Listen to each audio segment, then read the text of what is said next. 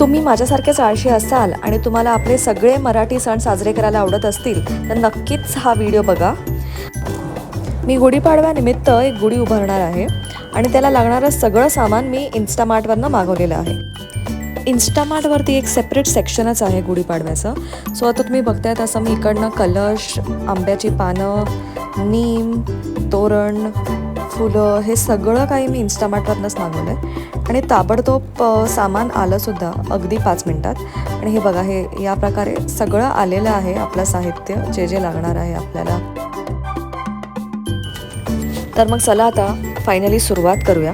आता जी घरी आहे ती काठी मी घेतली आहे आणि हा मला देवाऱ्यात एक कलश मिळाला, पण तो फार जुना आहे.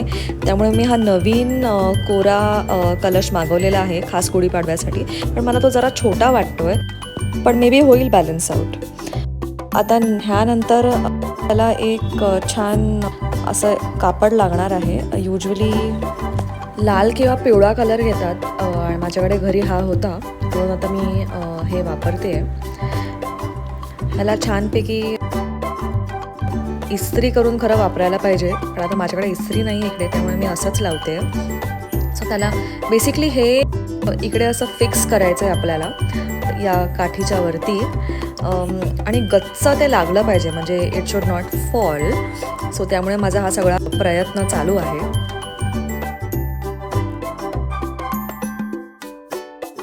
त्यानंतर आता आपण आंब्याच्या पानाचं जे तोरण मागवलं आहे ते लावूया ह्याच्यावर. एकदम टाईट लागेल असं मी ह्याला टाय करते.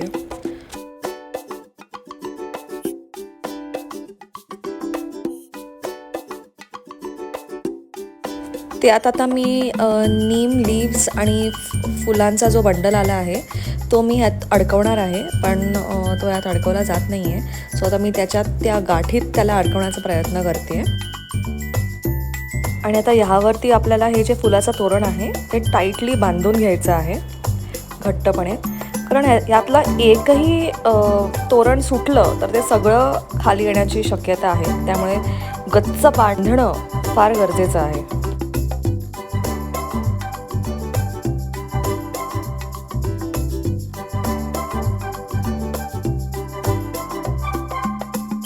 आणि आता या सगळ्याला मी माझा एक गच्च रब्बर बँड आहे तो लावलेला आहे. हा खूपच गच्च रब्बर बँड आहे, त्यामुळे त्यांनी हे सगळं छानपैकी होल्ड केलं आहे. आणि आता आपण फायनली यावरती एक छान कलश लावूया. हा छोटा कलश पण छानच वाटतोय, त्यामुळे मी आता हाच ठेवते आणि वी आर रेडी.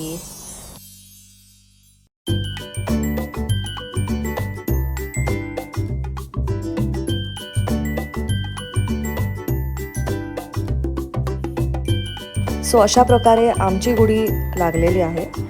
आणि यात मी ॲक्च्युली काहीच पुजण्याबद्दल वगैरे काही सांगितलेलं नाही आहे, कारण का प्रत्येकाची पुजण्याची पद्धत वेगळी असते.